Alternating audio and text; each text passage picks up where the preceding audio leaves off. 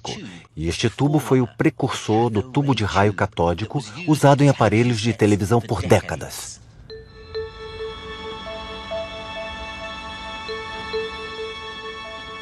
O físico J.J. Thomson descobriu que os feixes eram compostos de partículas minúsculas com carga negativa. E por carregarem eletricidade, foram chamadas de elétrons.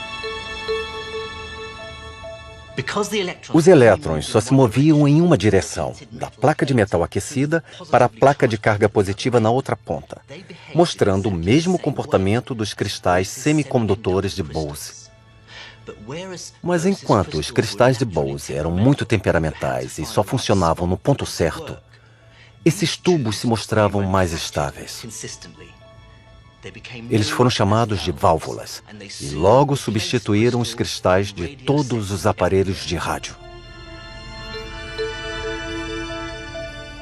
Essas descobertas levaram a uma explosão de novas tecnologias. A tecnologia do início do século XX gira em torno de válvulas. A indústria do rádio usava válvulas, as primeiras televisões usavam válvulas, até os primeiros computadores. O mundo da eletrônica foi construído com elas. Após descobrirem como manipular elétrons fluindo no vácuo, os cientistas agora queriam entender como eles fluíam em outros materiais. Mas isso significava entender o que compunha esses materiais: os átomos.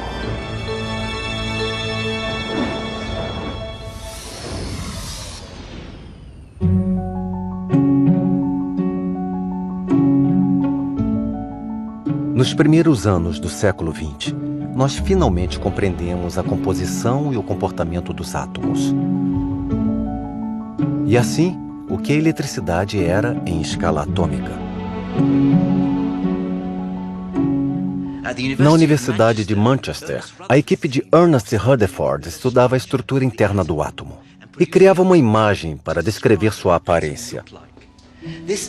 Essa revelação finalmente ajudou a explicar algumas das características mais intrigantes da eletricidade. Em 1913, a imagem do átomo era a de um núcleo central com carga positiva, rodeado por elétrons orbitantes de carga negativa em uma configuração de camadas. Cada uma delas correspondia a um elétron com certa energia. Ao aumentar a energia, um elétron podia ir da camada interna à externa. Mas a energia tinha que ser exata. Caso contrário, o elétron não faria a transição. O aumento era geralmente temporário, e o elétron então voltaria à sua camada original. Ao fazer isso, ele tinha que liberar o excesso de energia, emitindo um fóton. E a energia de cada fóton dependia do comprimento da onda, ou do que vemos, a cor. Compreendendo a estrutura dos átomos, poderíamos explicar os grandes espetáculos de luz da natureza. Assim como nos tubos de Geissler, o tipo de gás que a eletricidade atravessa define sua cor. O raio tem um tom azul por causa do nitrogênio na nossa atmosfera. Mais alto ainda, os gases são diferentes, assim como as cores dos fótons que eles produzem, criando as maravilhosas auroras.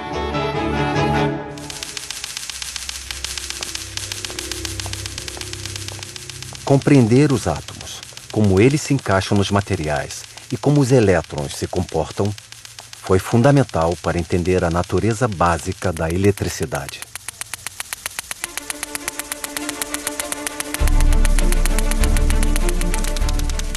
Esta é a máquina de Wimshurst, usada para gerar carga elétrica. Os elétrons são friccionados nesses discos e iniciam um fluxo de eletricidade pelos braços de metal da máquina. Os metais conduzem eletricidade porque os elétrons estão mais soltos nos átomos e mais livres para se mexer e criar eletricidade. Já os isolantes não conduzem eletricidade porque os elétrons estão mais conectados aos átomos e não têm liberdade para se mover. O fluxo dos elétrons e da eletricidade através dos materiais foi compreendido. Condutores e isolantes estavam explicados. O mais difícil de entender eram as estranhas propriedades dos semicondutores. O mundo eletrônico atual se baseia nos semicondutores e estagnaria sem eles. Jagadish Chandra Bose chegou perto de entendê-los em 1890. Mas ninguém podia prever a futura importância deles. Mas com o início da Segunda Guerra Mundial, as coisas estavam prestes a mudar.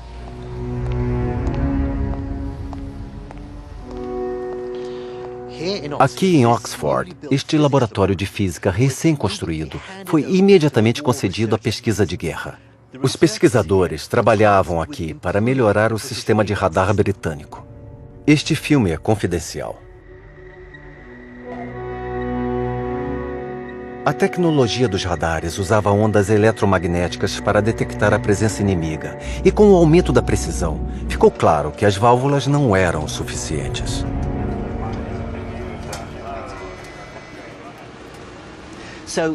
Então a equipe recorreu à tecnologia antiga. No lugar de válvulas, foram usados cristais semicondutores. Mas não foram usados o mesmo tipo de cristal que Bose usou. Eles usaram silício. Este dispositivo é um receptor de cristal de silício. Ele tem um pequeno espiral de tungstênio que toca a superfície de um pequeno cristal de silício. É incrível como isso foi importante.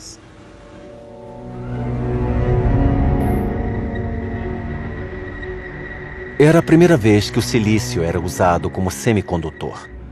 Mas para funcionar, ele precisava ser muito puro. E os dois lados envolvidos na guerra investiram muito para purificá-lo. Na verdade, os britânicos tinham dispositivos de silício melhores. Então eles já deviam ter algumas bobinas de silício naquela época, enquanto nós tínhamos acabado de começar em Berlim. Os britânicos tinham semicondutores melhores porque tinham a ajuda de laboratórios dos Estados Unidos, especialmente do famoso Bell Labs. E não demorou muito para que os físicos percebessem que, se semicondutores podiam substituir válvulas em radares, talvez eles pudessem substituí-las em outros aparelhos também, como amplificadores. O simples tubo de vácuo, com sua corrente unilateral de elétrons, foi modificado para produzir um novo dispositivo. Ao colocar uma grade de metal no caminho dos elétrons e aplicar uma pequena tensão, produzia-se uma mudança dramática na intensidade do feixe. Essas válvulas funcionavam como amplificadores, transformando um sinal elétrico fraco em um muito mais forte. Um amplificador é uma coisa relativamente simples. Ele transforma uma corrente pequena em algo maior. Mas pensando bem, ele muda o mundo, porque ao amplificar um sinal, você pode enviá-lo a qualquer distância.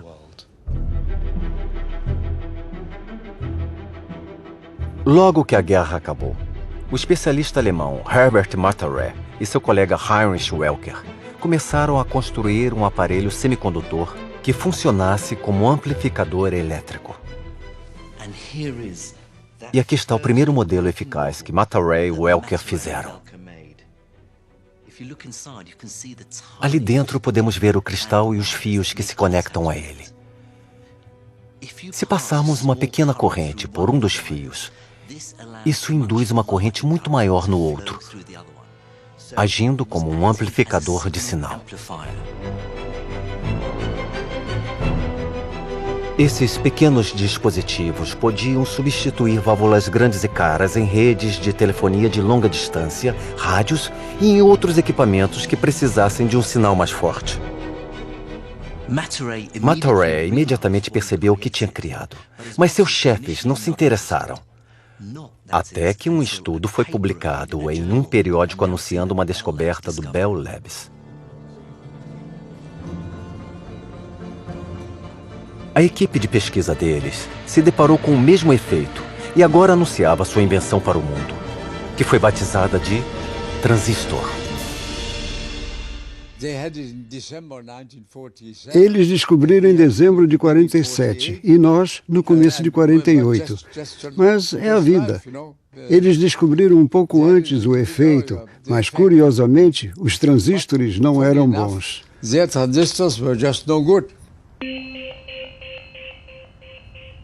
Embora o dispositivo europeu fosse mais confiável que o modelo experimental do Bell Labs, nenhum deles cumpria sua promessa. Eles funcionavam, mas eram delicados demais. Então a busca por um amplificador de sinais mais forte continuou. E o avanço se deu por acaso. No Bell Labs, o especialista em cristal de silício Russell Wall percebeu que uma das barras de silício tinha uma propriedade muito estranha. Ela parecia criar sua própria tensão.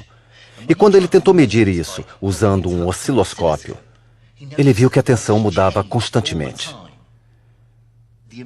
A quantidade de tensão gerada parecia variar de acordo com a luz da sala. Quando ele cobria o cristal, a tensão caía. Mais luz e a tensão subia. Além disso, quando ele ligou um ventilador entre a lâmpada e o cristal,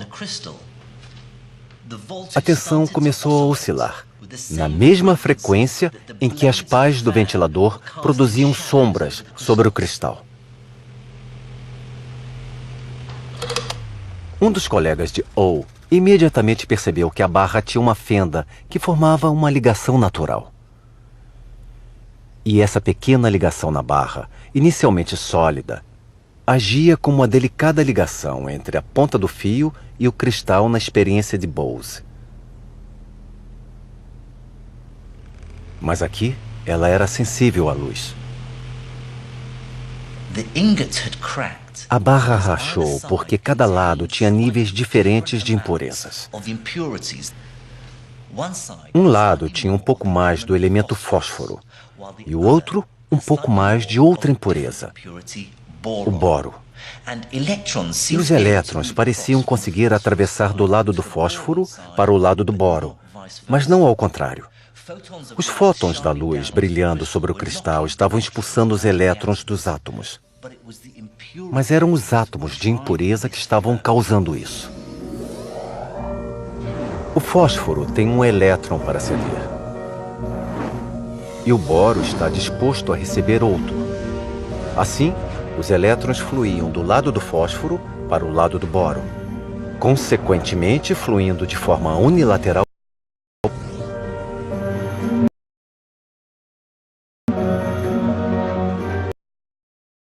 O chefe da equipe de semicondutores, William Shockley, viu o potencial dessa ligação unilateral em um cristal.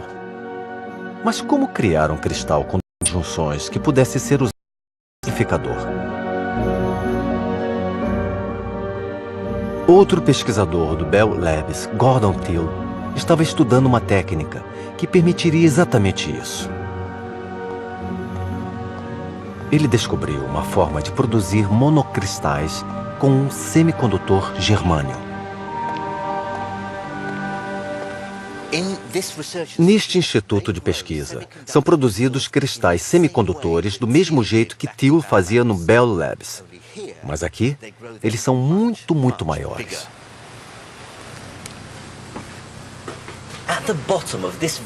No fundo deste tanque está um recipiente com germânio quente derretido, o mais puro possível. Dentro dele estão alguns átomos com a impureza necessária para alterar suas propriedades condutoras. O braço giratório acima tem um cristal semente na ponta, que foi colocado no líquido e que será lentamente erguido.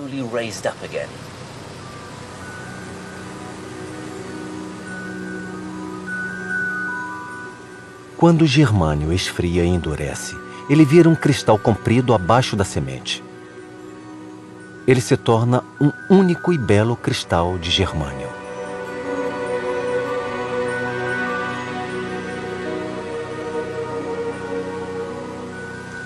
Thiel percebeu que enquanto o cristal se desenvolve, outras impurezas podem ser adicionadas e misturadas.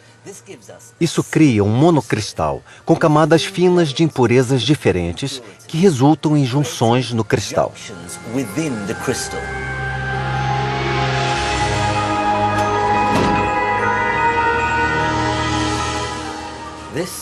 Este cristal com duas junções era o sonho de Shockley. Aplicar uma corrente pequena na seção média fina permite que uma corrente muito maior passe por toda a estrutura.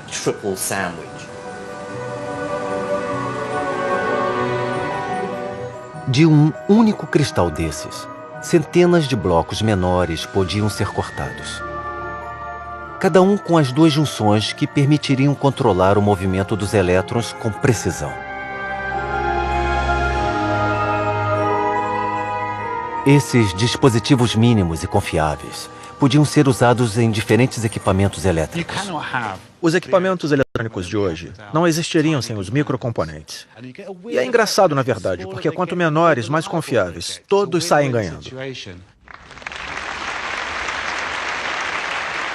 A equipe do Bell Labs ganhou o prêmio Nobel por sua invenção revolucionária. E a equipe europeia foi esquecida.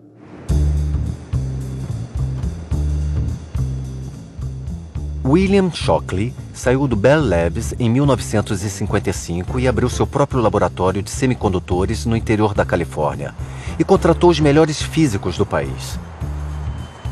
Mas o clima de festa não durou muito, porque era muito difícil trabalhar para Shockley. As pessoas saíam da empresa porque não gostavam de como ele as tratava. O fato de Shockley ser tão insuportável originou o Vale do Silício. Ele deu início a todo esse processo de divisão, crescimento e novas empresas. E tudo começou com Shockley sendo um ser humano tão revoltante.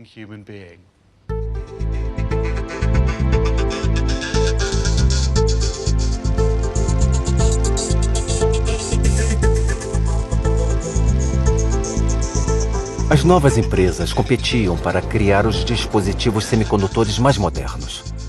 Produziram transistores tão pequenos que vários deles podiam ser incorporados a um circuito elétrico impresso em uma única placa de cristal semicondutora.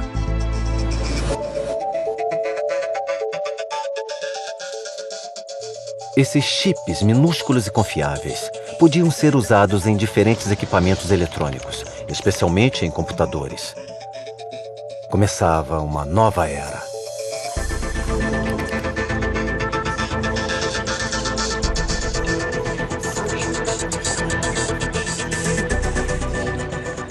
Hoje, os microchips estão em toda parte. Transformaram quase todos os aspectos da vida moderna, da comunicação ao transporte e entretenimento. Mas, em igual importância, nossos computadores se tornaram tão poderosos que nos ajudam em